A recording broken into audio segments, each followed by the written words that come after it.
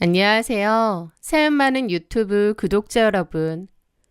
부부는 경제 공동체라고들 하죠. 함께 잘 살아보자는 같은 목표를 두고 으쌰으쌰 합심해서 열심히 살면 정말 좋겠지만 현실은 그렇지 못할 때가 더 많은 것 같습니다. 그리고 어쩌면 그놈의 돈 때문에 더럽고 치사스러운 일이 더 많이 생기는 게 바로 부부가 아닌가 싶어요. 네, 바로 제 이야기가 그렇습니다. 저는 결혼 15년 차, 이제 초등학교 5학년이 된 아들 하나를 키우고 있는 워킹맘입니다. 저는 초등학교 방과 후 교사로 일하고 있어요. 제가 겉으로 보기엔 남부럽지 않은 가정을 꾸리고 평탄하게 사는 것처럼 보이지만 사실 속으로는 골물대로 골마 있었습니다. 특히 한 푼이라도 손에 안 보려고 아등바등거리는 남편 때문에 참 서운하고 섭섭할 때가 많았죠. 하지만 사람 성격을 어떻게 바꾸겠나요? 원래 성격이 저러니 내가 이해하고 살아야지 생각하며 애써 삭히고 살았습니다. 그런데요. 어떤 정말 사소한 사건 하나로 인해 결혼 생활 내내 참고 참았던 그 서운함과 불합리함이 제대로 폭발하게 되었습니다. 어떤 일이었냐고요? 바로 제가 친정 식구들에게 밥 한 끼 산 일이었습니다. 네, 정말 어이없게도 그렇게 사소하고 아무것도 아닌 일, 그 일을 시작으로 저는 결국 이혼까지 결심하게 되었어요. 저희 친정은 제가 결혼하고 5년 정도 지났을 무렵 아버지가 갑작스러운 심장마비로 돌아가셔서 어머니가 혼자 지내세요. 다행히 친정집은 자가이고 아빠가 남기신 재산도 조금 있으셔서 저희 엄마는 엄청 풍족한 편까지는 아니시더라도 크게 부족함 없이 생활하고 계십니다. 노후 자금도 있으시고요. 엄마한테 도움을 드리는 게 아니라 오히려 제가 엄마께 이런저런 도움을 많이 받았습니다. 저희 살림에 필요한 가전제품이나 가구를 새로 살 때도 보태주셨고 또 저나 저희 아이에게도 적지 않은 용돈을 종종 챙겨주셨거든요. 게다가 저는 학교에 근무하다 보니 불가피하게 아이를 맡겨야 할 때가 종종 있었는데요. 그럴 때마다 저희 엄마가 아무런 불평 없이 아이를 돌봐주셨습니다. 저에게 저희 엄마는 늘 죄송하고도 한없이 고마운 존재시죠. 해드린 건 제대로 없으면서도 늘 도움만 받으니까요. 사실 저희 살림에 보탬이 되어주시고 또 아이도 자주 봐주시니까 저도 그렇고 남편도 저희 엄마한테 고마워해야 하잖아요. 그런데 남편은 전혀 그런 게 없었습니다. 친정은 저희 집에서 차로 30분 정도로 그리 멀지 않은 편이고 저도 엄마 얼굴도 뵐 겸 반찬이라도 얻어올 겸 해서 볼 일이 있으면 한 번씩은 꼭 들르는데요. 이상하게도 저희 남편은 저희 친정에는 거의 가질 않는 겁니다. 초반에 몇 번은 같이 가자고 물어봐도 주말에 겨우 이틀 쉬는데 너무 피곤하다. 오늘은 컨디션이 영 안 좋다 하면서 이 핑계 저 핑계 대고 거의 빠지는 거죠. 사실 남편 혼자 일하는 것도 아니고 저도 똑같이 일하는 데다 집안일이나 육아는 다 제 전담이었거든요. 그런데도 남편은 회사 일이 너무 힘들다, 회사가 쓰레기라서 너무 부려먹고 그만두고 싶다 등등 맨날 하소연하면서 힘들다는 타령을 하며 입막음을 하는 겁니다. 저도 저렇게 궁시렁거리고 힘들다는데 구태여 친정에 데리고 갈 마음도 없어졌고요. 그래서 나중에는 친정에 갈 일이 있을 때면 아주 당연하게 저랑 아이만 가게 되는 겁니다.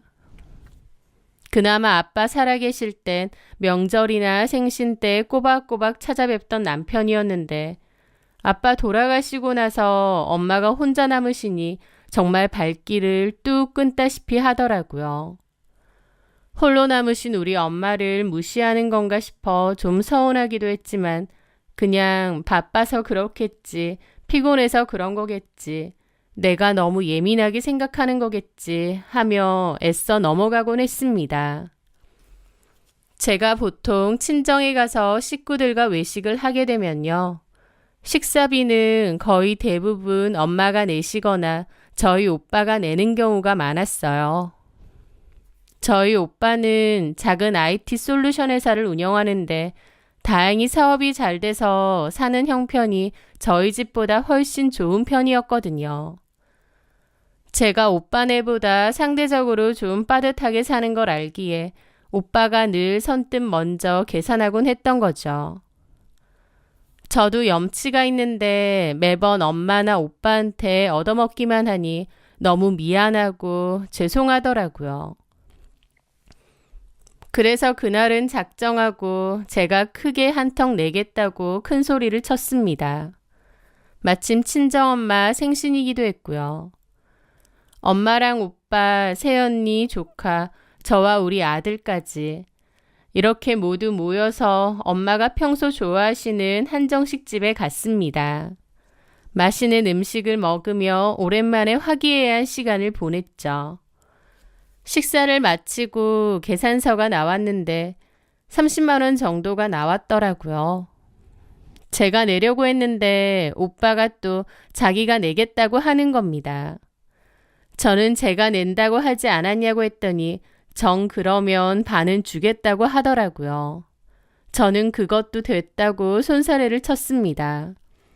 여태까지 얻어먹은 게 얼만데 제가 그 정도도 못 내겠나요? 저도 엄연히 따박따박 돈 버는 직장인이고 이 정도 쓸 돈은 있었습니다. 가족들을 위해 기분 좋게 카드를 긁었죠. 그런데요, 문제는 집으로 돌아왔을 때부터였습니다. 제가 집에 들어서자마자 제 몸에서 풍기는 음식 냄새를 맡더니 갑자기 코를 킁킁거리며 묻는 거예요. 당신 맛있는 냄새 나네. 뭐 맛있는 거 먹고 왔어? 오늘 엄마 생신이라 친정 식구들이랑 다 같이 한정식 먹고 왔어. 당신도 같이 갔으면 좋았을 텐데. 그래? 계산은 누가 했는데? 형님이? 아니, 오늘은 내가 냈어. 엄마 생신이고 매번 얻어먹는데 나도 한번 사야지. 그런데 제 말에 남편 표정이 확 굳는 겁니다. 당신이 냈다고? 얼마나 나왔는데? 한 30 정도 나왔어. 그런데 제 말이 떨어지기가 무섭게 남편의 눈이 정말 쌍심지가 켜지더니 펄쩍 뛰는 겁니다. 30만 원? 그걸 당신이 다 냈다고? 제정신이야? 왜 그걸 당신이 내? 그것도 나한테 말 한마디 없이. 라는데 저는 순간 어이가 없어서 말문이 막혔습니다.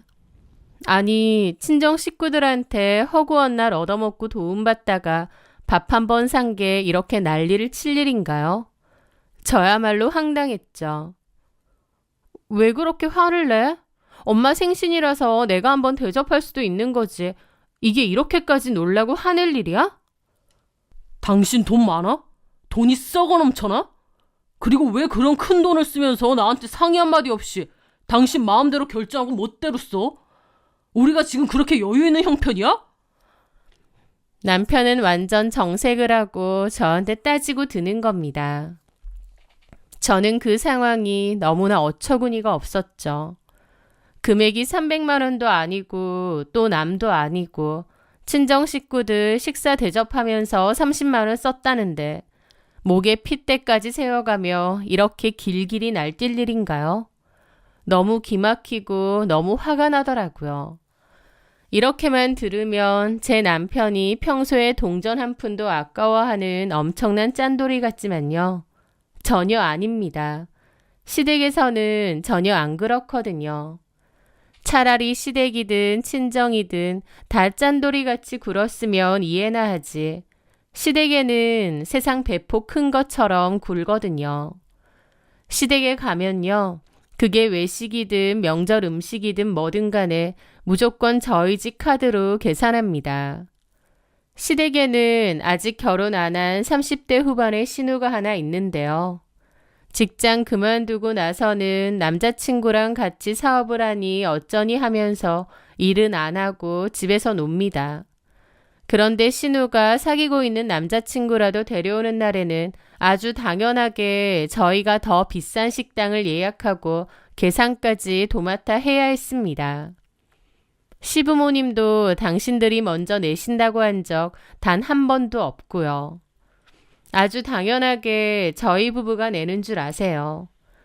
남편도 아주 당연하게 늘 본인이 계산하고요. 여태까지 늘 그래왔지만 저 그런 걸로 단 한 번도 별말한 적 없습니다. 그게 당연한 건 줄 알았죠. 그런데요. 반면 저희 친정집에 갔다가 식사비가 나와도 남편 지갑이 열리는 걸 본 적이 거의 없습니다. 주로 엄마가 계산하시거나 오빠가 계산할 때가 훨씬 많았거든요. 남편은 오늘은 제가 계산하겠습니다. 이 한마디를 먼저 한 적이 없었던 거죠. 그게 얼마나 민망하던지요. 그런 식으로 저희 친정집에서는 온갖 도움은 다 받고 줄창 얻어먹기만 했는데 제가 친정 식구들에게 밥 한 번 샀다고 남편은 저렇게 정색하며 길길이 날뛰는 겁니다. 저도 빈정이 상하다 못해 화가 나서 따졌죠. 당신 정말 너무하는 거 아니야? 시댁 식구들이랑 밥 먹을 때는 30만 원, 40만 원이 나와도 군소리 한 번 없이 당연하게 냈잖아. 그런데 우리 엄마 생신이라고 내가 30만 원 쓴 건 그렇게 아깝고 화낼 일이야? 누가 돈 쓰는 게 문제래? 내가 언제 돈 아깝다고 했어? 나한테 말 한마디 없이 상의도 없이 당신 멋대로 그렇게 큰 돈을 쓴 게 문제라는 거잖아. 30만 원이 그렇게 큰 돈이야? 당신 아가씨가 뭐 해달라, 뭐 사달라 할 때는 나한테 상의 한 번이라도 하고 돈 줬어?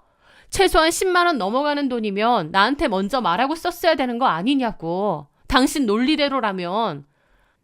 남편에게 시댁에서 돈 낼 때 저한테 물어봤냐고 따지니 그건 당신도 같이 있는 자리였고 이미 서로 협의가 된 거잖아. 그리고 그건 우리 부모님이고 내 동생이니까 당연히 우리가 챙겨야 하는 거고. 이건 경우가 다르지. 라며 궤변을 늘어놓는 겁니다. 너무 어이가 없으니 정말 말문이 턱 막히더라고요. 남편은 제가 자기한테 말 안 하고 큰 돈을 쓴 게 기분이 너무 나쁘답니다. 그러면서 당신이 이런 식으로 나 몰래 친정에 돈을 얼마나 더 써왔는지 내가 어떻게 알아? 라는 소리까지 하는 겁니다. 저 웬만해서는 화도 잘 안 내고 그냥 좋은 게 좋은 거다. 내가 좀 손해보고 말지 하고 삭히고 넘어가는 성격입니다. 싸움 자체를 너무 싫어하니까요. 하지만 남편이 이렇게까지 더럽고 치사하게 나오는데 저도 더 이상은 참을 수가 없더라고요. 말 다 했어? 나 몰래 돈을 써왔는지 어떻게 아냐고. 똑같이 맞벌이하고 나도 직장 다니면서 돈 벌고 있는데 내가 왜 내 돈 쓰는 거 하나하나 당신 허락까지 맡아가면서 써야 하는데? 금액이 크잖아. 30만 원이 애 이름이야?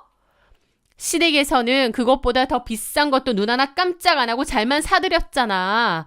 당신 시댁에서 뭐 살 때 이거 우리가 내도 되느냐고 나한테 단 한 번이라도 진지하게 물어본 적 있어? 당신 부모님 생신 때, 명절 때, 어버이날 때 그때마다 나가는 돈은 뭐 하늘에서 떨어지는 돈이야? 우리 집 가면 당연히 우리가 사야지. 내가 장남인데. 그럼 그게 왜 당연한 건데 당신이 장남이면 당신 개인 돈으로 당신 부모님 챙겨. 왜 우리 공동생활비에서 그렇게 턱턱 내는데. 그리고 우리 엄마가 어머님 아버님보다 돈이 더 많고 남아돌아? 아니, 장모님은 그래도 재산도 있으시고 형님도 사업 잘 돼서 여유가 있잖아. 우리 집이랑 같아? 그래서 당신 말은 시댁에는 우리가 당연히 돈을 펑펑 써야 되고 우리 친정집 가면 무조건 얻어먹기만 해야 된다. 지금 그 말이야? 당신 정말 양심이라는 게 있긴 해? 아, 진짜 말귀를 못 알아먹냐. 돈 내는 게 문제가 아니라 일단 나한테 말을 하고 썼어야 된다는 거잖아. 아, 그게 그렇게 어려워? 사실은 처가에 돈 쓴 게 아까워서 그런 거면서 남편은 본인 불리하니까 제가 말 안 하고 쓴 것 때문에 그렇다고 난리를 치는 겁니다. 끝이 보이지 않는 싸움이었죠. 이 더러운 싸움에 정말 진절머리가 나더라고요. 남편은 끝까지 왜 자기한테 말도 안 하고 썼느냐고 난리를 쳤지만 누가 봐도 그건 핑계였습니다. 친정 식구들에게 쓴 30만 원이라는 돈이 너무나 아까워서 저러는 거였죠. 말도 안 통하고 인간 자체가 너무 치사하고 쪼잔해서 확 질려버린 저는 됐다, 그만 얘기하자, 당신이랑 더 이상 말 섞고 싶지 않다. 그러고 그냥 방으로 들어가 버렸습니다. 남편은 그 뒤로도 한참 동안 저보고 돈 아까운 줄 모른다며 경제관념이 없다며 계속해서 툴툴거리고요. 그날 일에 대해서는 더 이상 서로 언급하지 않았지만 그 일은 제 가슴 속에 두고두고 지워지지 않는 깊은 상처로 남았습니다. 그 전에도 살면서 분명 부부인데도 남편이 참 치사스럽고 계산적이라고 생각한 적은 여러 번 있었습니다. 하지만 그냥 저 사람 성격이 원래 저런가 보다, 욕심이 좀 많고 자기 것 챙기는 데는 아주 철저한 사람이구나 생각하며 늘 제가 참고 지나갔었죠. 하지만 자기 가족들한테는 그렇게 아낌없이 퍼주면서 정작 저희 친정에서 제가 쓰는 돈에 대해서는 그렇게 인색하게 굴고, 심지어 저희 친정이 저희에게 도움 주는 것은 아주 당연하게 생각하는 남편의 그 이중적인 태도에 정말이지 정남이가 뚝 떨어졌습니다. 그러던 찰나에 얼마 지나지 않아 아주 비슷한, 아니 어쩌면 더 기가 막힌 일이 다시 생겼습니다. 저희 집은 차가 2대 있는데요. 제 차와 남편 차 이렇게 각자 출퇴근용으로 사용하고 있습니다. 저는 5년 정도 된 중고 소형차를 타고 있었는데 아이가 점점 크면서 좀 더 안전하고 넓은 SUV 차량으로 바꾸고 싶더라고요. 그래서 남편에게 조심스럽게 이야기를 꺼냈습니다. 여보, 나 차를 좀 바꾸고 싶은데 아무래도 애도 크고 하니까 좀 더 안전하고 짐도 많이 실을 수 있는 SUV로 바꾸는 게 어떨까 싶어서. 갑자기 차는 왜 바꿔? 지금 차도 멀쩡한데. 돈 아깝게 무슨 SUV야. 기름값도 더 많이 들고 차값도 비싸고. 나는 반대야. 그래도 아이 안전 생각하면, 그리고 이 차도 중고라서 이제 연식이 좀 되니까 슬슬 장고장도 나기 시작하고. 정 바꾸고 싶으면 당신이 알아서 해. 나는 차 바꿀 여력 없어. 할부로 사는 것도 나는 절대 반대니까 당신 모아둔 돈 있으면 그걸로 알아서 하든가 말든가.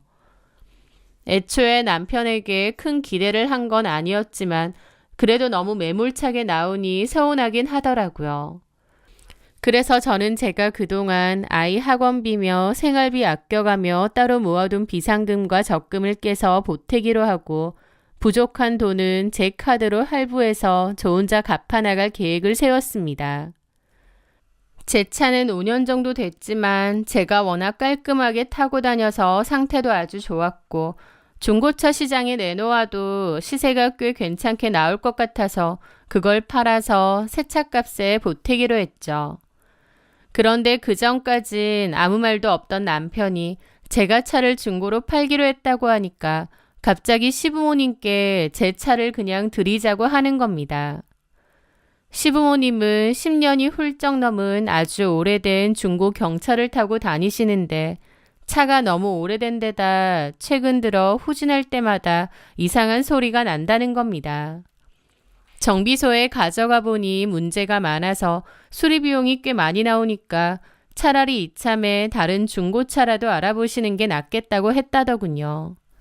그러면서 남편은 마침 제가 차를 판다고 하니 그걸 그냥 자기 부모님께 드리면 모든 게 해결될 것 같아서 이미 시부모님께 수진이 차 곧 바꾼다는데 그거 엄마 아빠 타시면 되겠네요 라고 말씀까지 다 드려놨다는 겁니다. 제 차인데 저한테는 단 한마디 상의도 없이 말이죠. 어이가 없어서 말문이 막혔습니다. 저는 그럴 생각이 눈꼽만큼도 없었거든요. 지금 무슨 소리 하는 거야? 내 차를 왜 당신 마음대로 부모님께 드린다고 약속을 해? 나는 그럴 생각 전혀 없는데? 아니, 어차피 당신 차 바꿀 거잖아. 그리고 그 차 중고로 팔아봤자 얼마나 나와. 우리 부모님 지금 차 너무 위험해서 내가 늘 마음이 불안했는데 마침 잘 된 거 아니야? 당신도 시부모님 생각해서 그 정도는 해줄 수 있는 거 아니냐고. 저는 싫다고 단칼에 거절했습니다. 그거 중고로 팔 거고 그 돈으로 새 차 사는데 보탤 거라고요. 그랬더니 남편은 그깟 중고차값 얼마나 나온다고 그렇게 치사하게 구냐면서 이미 시부모님께 다 드린다고 큰 소리까지 쳐놨는데 그럼 자기가 뭐가 되냐는 겁니다. 제가 언제 드린다고 했나요? 그런데도 제가 계속 싫다고 버티니 저보고 인정머리가 하나도 없답니다. 시부모님은 언제 고장날지 모르는 낡은 차를 불안하게 타고 다니시는데 그 모습이 불안하지도 않느냐면서 어차피 팔아봤자 푼돈 나올 거 그거 드리는 게 그렇게 아깝냐면서 저를 몰아세우더군요. 남편의 행동에 코웃음이 절로 나왔습니다. 아깝냐고요? 당연히 아깝죠. 제 돈 주고 산 제 차인데요. 남편은 아주 당연하다는 듯이 자기 부모님에 대한 효도를 저에게 일방적으로 강요하고 있었습니다. 게다가 저도 며느리랍시고 시부모님한테 그동안 뭐 하나 제대로 받아본 것도 없는데 멀쩡한 제 차까지 그렇게 공짜로 홀랑 드려야 한다는 게 말이 안 됐죠. 시댁은 저희 친정과 달리 형편이 많이 좋지 못했습니다. 시아버지는 일찍 퇴직하신 후에는 마땅한 일 없이 집에만 계셨고요. 시어머니는 평생 전업주부셨습니다. 딱히 두 분이 모아놓은 돈도 많지 않으셨고 살고 계신 곳도 전세였습니다. 결혼할 당시 남편은 양가에서 뭐 아무것도 받지 말고 우리 힘으로만 시작하자고 저에게 먼저 제안했습니다. 아마 자기는 집에서 해올 게 아무것도 없으니 저에게도 아무것도 바라지 않겠다고 한 것 같아요. 그래서 저희는 양가 도움 전혀 없이 그야말로 맨땅에 헤딩하는 심정으로 시작해서 둘 다 정말 열심히 맞벌이하며 지금껏 살아왔던 거죠. 받은 건 하나도 없지만 이상하게도 시댁에 해드려야 할 것은 참으로 많았습니다. 앞서 말했듯이 시댁만 가면 외식비든 뭐든 저희가 무조건 다 냈고요. 각종 행사 때마다 두둑한 용돈에 비싼 선물은 기본이었고 심지어 시댁 제사 준비할 때 필요한 장까지 전부 저희한테 목록을 적어주며 장 봐오라고 시키실 정도였으니까요. 뭐 집에 필요한 가전제품이라도 바꾸실 일이 있으면 아주 은근슬쩍 저희한테 전화를 걸어 예, 우리 집 세탁기가 요즘 영 시원찮네. 빨래도 잘 안 되는 것 같고 하는 식으로 바꿔달라고 압박하시고요. 받는 건 정말 눈꼽만큼도 없는데 드려야 하는 것은 태산처럼 많았던 그런 불공평한 상황이 연속이었습니다.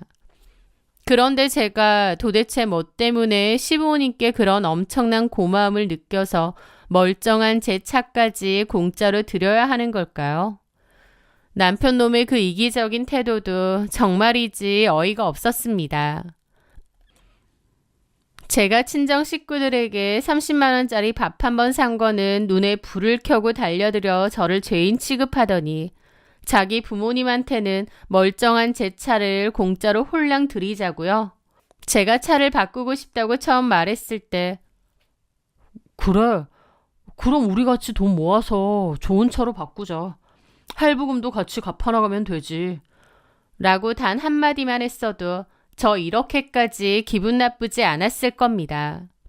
네 차 바꾸는 거니까 네가 알아서 해 라고 선 그을 땐 언제고 이제 와서 자기 부모님 챙길 때는 우리가 당연히 챙겨야지 라니요. 저는 정말이지 그 이기적이고 자기 가족밖에 모르는 남편에게 바닥까지 정이 다 떨어져 버렸습니다. 말로는 부부지만 끝까지 자기 부모님, 자기 가족만 우선으로 챙기고 네 것, 내 것 철저하게 따지는 그 모습에 너무나 치사스럽고 더러워서 저도 이제 더 이상 바보같이 참고 희생만 하는 짓은 안 하고 살고 싶어졌습니다. 그랬더니 나중에는 시어머니까지 직접 제게 연락이 와서는 수진아, 네가 곧 판다던 그 차 말이다. 그거 그냥 너네 시아버지 타라고 주면 안 되겠니? 요즘 통차가 불안해서 내가 옆에 타지를 못하겠다. 라며 아주 대놓고 말씀하시더라고요. 저는 시어머니께도 똑같이 말씀드렸습니다.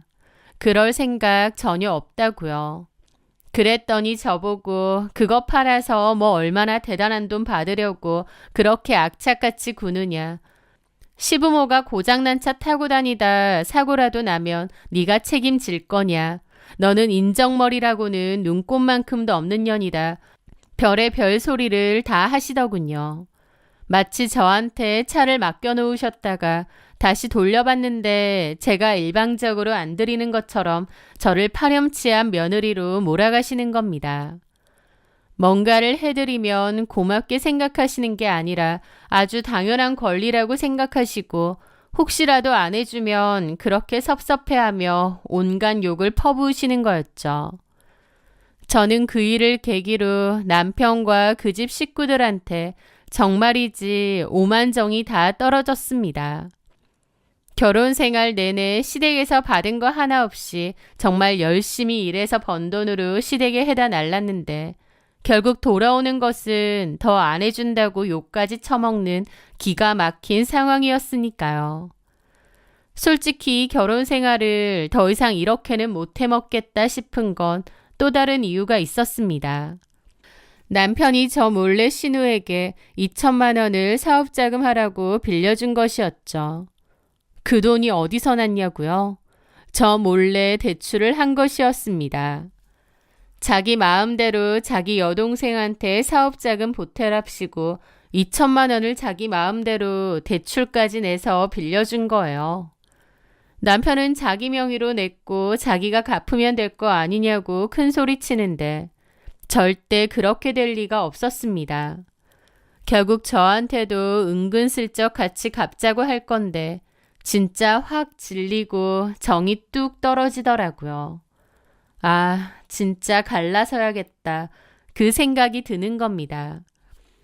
사실 그 전에도 이런 저희 집 복잡한 상황을 다 아는 제 주변 지인들은 저보고 왜 그렇게까지 참고 사느냐, 뭐가 아쉬워서 그 지긋지긋한 결혼 생활을 유지하며 이혼 안 하느냐고 묻곤 했습니다. 제가 일을 안 해서 남편 없이는 당장 먹고 사는 게 힘든 상황도 아니고 집안일이며 육아며 거의 모든 것을 저 혼자 다 도맡아 하고 있는데 도대체 뭐가 아쉬워서 혹은 무슨 호구 노릇을 자처하며 그렇게까지 참고 사느냐고요. 저도 사람인데 왜 서운한 게 없고 저렇게 이기적이고 지밖에 모르는 남편과 염치 없는 시댁 식구들을 평생 참고 살아야 하나 그런 생각 안 해봤겠나요. 수십 번, 수백 번도 더 했죠. 하지만 결국에는 늘 아이를 생각하면 제가 눈 딱 감고 참을 수밖에 없었습니다.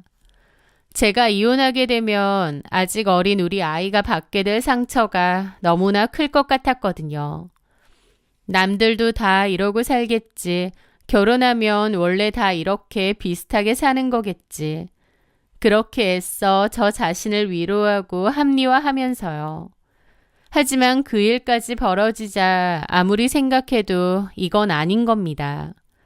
세상에 어떤 남편이 아내가 친정 식구들에게 밥 한 번 샀다고 그렇게 목에 핏대를 세우고 따질 것이며 아내 차까지 자기 마음대로 시댁에 줘버리려고 한답니까?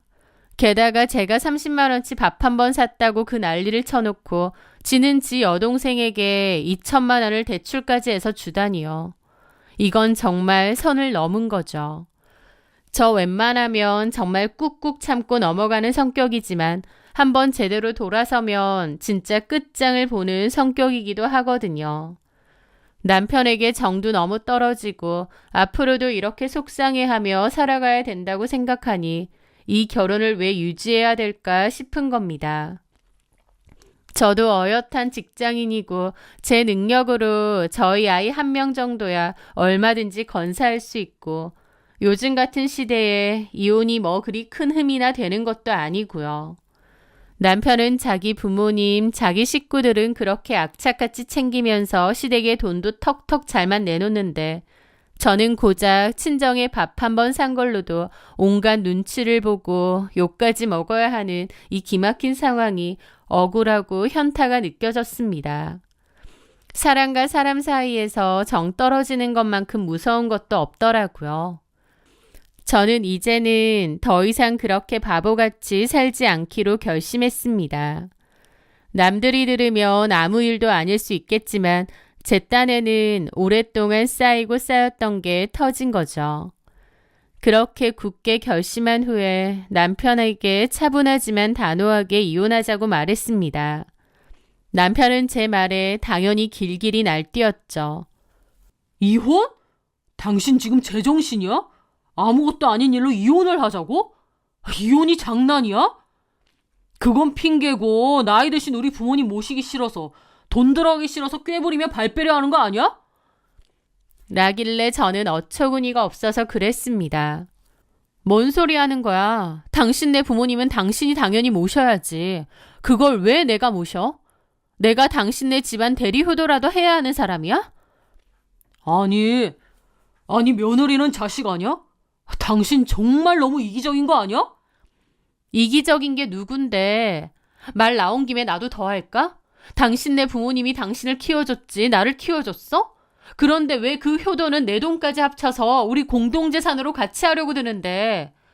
그래, 부모님한테 잘하고 효도하는 거 그거 다 좋다 이거야. 그럼 당신도 나 키워주신 우리 엄마한테도 똑같이 잘해야 하는 거 아니야? 당신 내 부모만 부모고 우리 엄마는 내 부모님 아니야? 당신이야말로 생각부터가 글러먹은 거야. 당신은 앞으로 당신네 부모님한테 잘하고 살아. 나는 우리 엄마한테 잘하고 살 테니까. 각자 그러자고. 당신 그거 평소에 엄청 좋아했잖아. 네 돈 내 돈 나누는 거. 서로 갈라서서 그렇게 살자고. 제 말에 남편은 얼굴이 시뻘개져서 길길이 날뛰며 소리 지르고 저보고 당신이 뭘 그렇게 시댁에 잘했느냐며 오히려 큰 소리로 따지더라고요. 나 참, 여기서 뭘 더 어떻게 잘해야 하는 걸까요? 그러는 본인은 저희 친정엄마께 살갑게 잘하는 신용이라도 한번 제대로 한 적이나 있나요? 그딴 소리를 버젓이 짓거리는데 그나마 제 마음속에 남아있던 미련과 고민마저도 싸그리 없어지더군요. 진짜 보면 볼수록 밑바닥인 인간이네 싶었습니다. 저런 지독한 이기주의자랑 내가 어떻게 한 입을 덮고 살았나 싶을 정도로요. 허세는 또 어찌나 많은지 시댁 일이라면 무조건 다 자기가 나서고 돈도 척척 잘 냈습니다. 장남이니까 그런 건 당연히 자기가 다 하는 거라면서요. 그런데 그거 그 인간 혼자 열심히 벌어서 모은 돈인가요? 결국 저랑 같이 일해서 번 공동의 돈이잖아요. 같이 번 돈인데 왜 맨날 지네 식구들한테만 쓰는 건데요? 제가 이혼을 강력하게 밀고 나가니 고작 그깟 중고차 한 대 주기 싫어서 이혼까지 하자고 하는 거냐, 신우가 일하는 거 좀 도와줬다고 이혼하자는 거냐며 저보고 아주 지독하고 매정하다는 소리까지 하더군요. 그래서 제가 그랬죠. 애초에 네 돈 내 돈 철저하게 나누고 계산적으로 행동한 건 바로 너라고. 그런데 온갖 핑계와 꼼수 써가면서 네 것만 챙기고 나만 일방적으로 희생하게 만들었다고. 이제는 더 이상 그렇게 바보같이 안 살 거라고요. 아이한테 엄마 아빠가 갈라서는 가슴 아픈 모습을 보여야 한다는 것이 너무나 미안하기도 하지만 매일같이 돈 문제로 얼굴 붉히고 싸우는 모습을 보여주는 것보다는 차라리 이게 더 낫지 않을까 싶기도 했습니다. 또 아빠의 저런 이기적이고 편협한 모습을 아이가 보고 배우는 것보다는 이게 더 현명한 선택일지도 모른다는 생각도 들고요. 저는 이혼 결정을 확고히 내렸고 남편은 처음에는 이혼 안 하겠다고 버티다가 제가 변호사를 선임하고 본격적으로 이혼 소송 준비를 시작하자 결국에는 협의 이혼에 동의했습니다. 이혼 과정에서 재산 분할을 하는데 제가 그동안 남편 혹시나 해서 차곡차곡 모아두었던 증거들이 빛을 발했습니다. 남편이 시댁에 일방적으로 송금하거나 지출했던 내역들, 제 동의 없이 신우이에게 흘러 들어간 돈들, 그리고 무엇보다 신우이의 그 2천만 원을 저와 상의 없이 빌려준 것들. 결국 법원에서는 남편의 시댁에 대한 과도한 지출은 부부 공동생활 유지를 위한 것이 아닌 일방적인 증여 또는 부양으로 판단했고 남편의 재산분할 기여도는 낮게 인정이 되었습니다. 오히려 그는 저에게 상당한 금액의 위자료를 지급하라는 판결을 받았죠. 저는 재산도 지키면서 위자료까지 받게 되었죠. 남편은 저에게 위자료도 물어줘야 하고 신우 사업자금 때문에 빌렸던 돈도 알아서 갚아야 했습니다.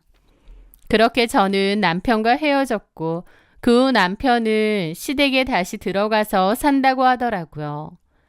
그런데 허구한 날 회사 그만두고 싶다는 연부를 외던 전 남편은 정말 원하던 대로 됐습니다.